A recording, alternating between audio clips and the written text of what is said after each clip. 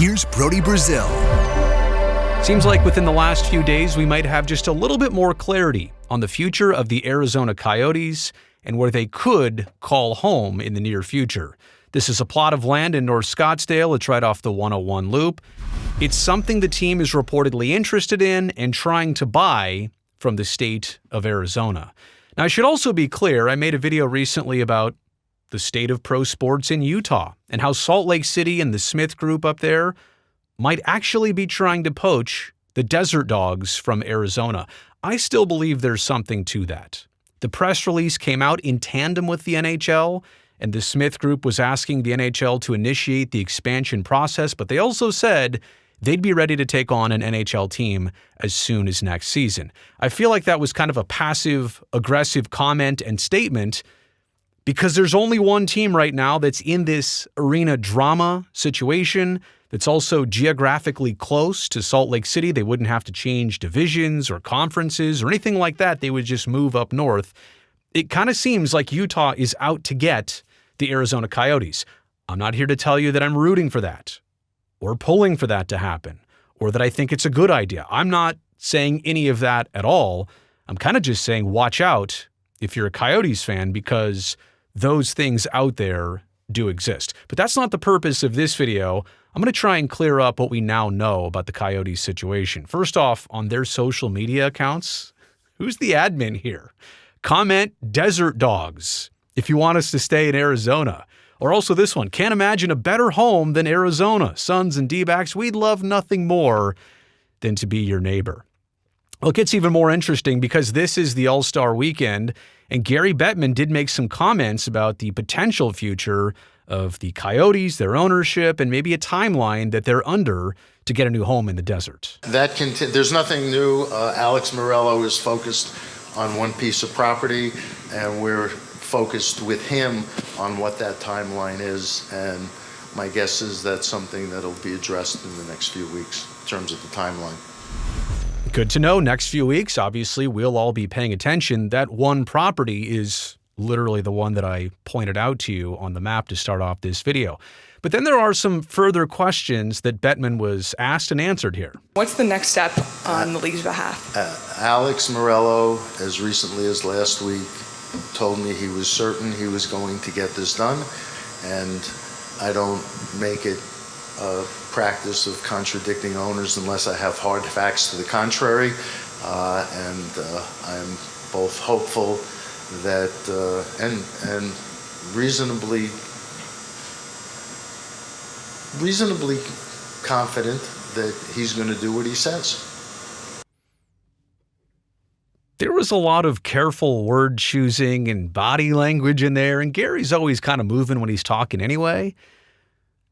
But he's basically saying, I'm going to go along with what any owner tells me unless I know they're lying to me and I can't be caught in a lie. And I'm reasonably confident. It took him a long time to find the right word to use there. And when it's quoted, right, the thing is, I saw this quoted initially. And I said, okay, well, he's confident. He must have said that confidently. He said confident in not the most confident way. Now, I'm not saying that Gary Bettman does or doesn't fully believe in the Coyotes' ownership to secure a new home, or maybe he understands the situation is difficult or where they've been has been frustrating. Gary Bettman has been one of the biggest proponents of keeping the Coyotes in the desert. He's bought them time. He's literally got them playing at a college rink that seats 4,500 with no permanent solution in the near future, but that's kind of the question about the timeline. What is their timeline? When do they need to have this done by? Otherwise, might you consider the overnight, they're going to Salt Lake City, and that's not something that I or necessarily anybody really wants to see happen. Let's pick up the coverage here from the Arizona Republic. They're at azcentral.com.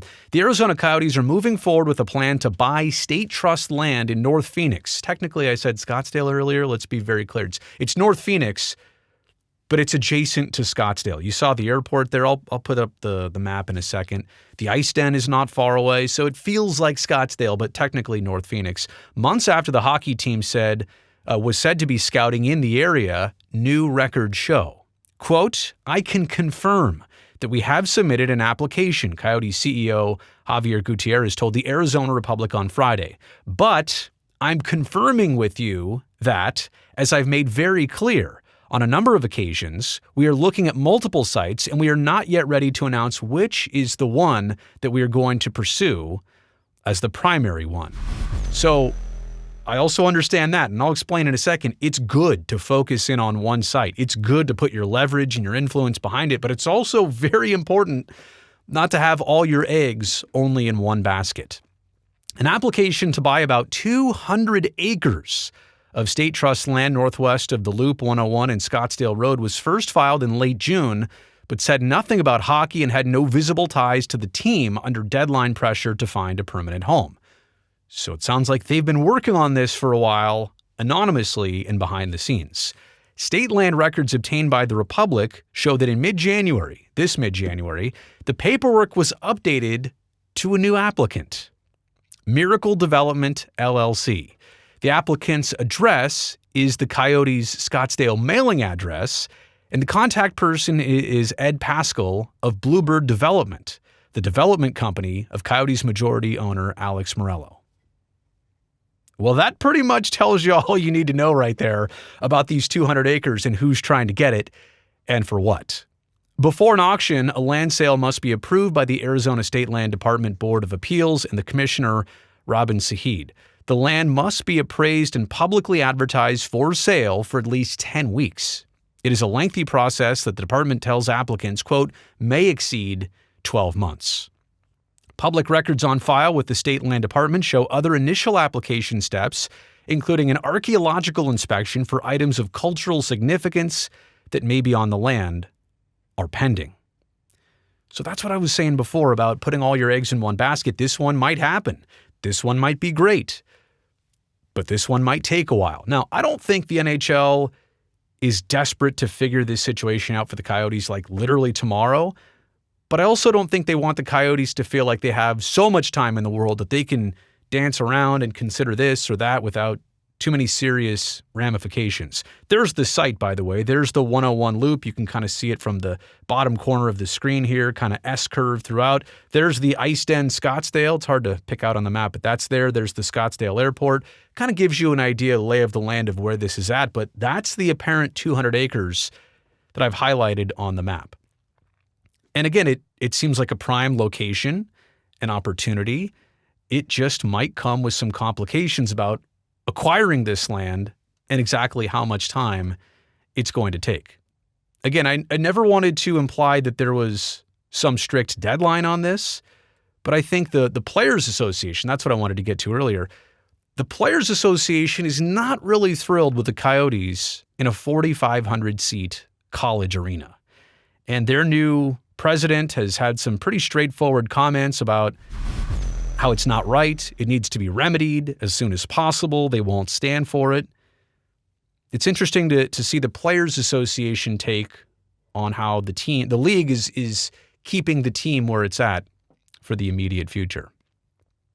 So we'll move on here and understand that 200 acres is so much land. These are renderings from the Tempe project, the one that failed via the public vote. But this was the idea they had before. It's beautiful.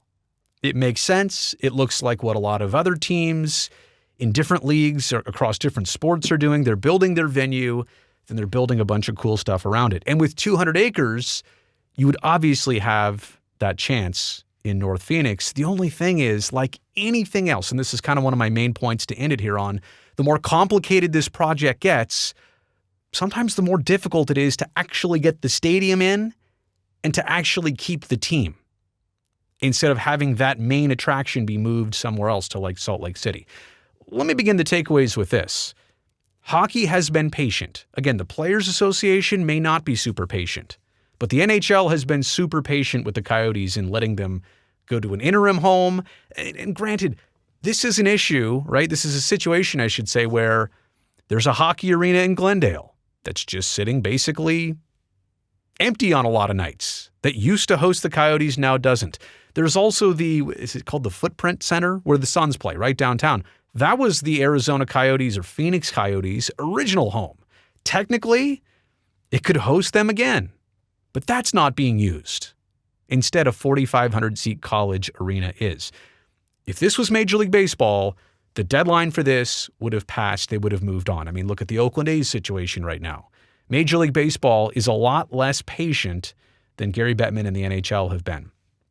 My other point here about bigger projects, there's just so much more that can go wrong. And I don't know how this is being financed or what approvals it might need, but if you just built the arena to start and kept it at that, then the team has their new home. And in 5 years after that, you build the complex around it, or 10 years, you build phase B or phase C, whatever. But the more complicated the project is, if you're just going to splash 200 acres all at once, there's just more things. It takes longer, and there's more that can go wrong. On that note, I'm pretty sure this project and the Coyotes are probably going to have to avoid any type of public financing. They're going to have to remain privately financed to avoid votes or public opinion or referendum situations. And I think they've said as much in recent history that they just need to do this where they can control all of the elements and variables at play. And let me just lastly repeat, I say all of this because I hope it happens this way.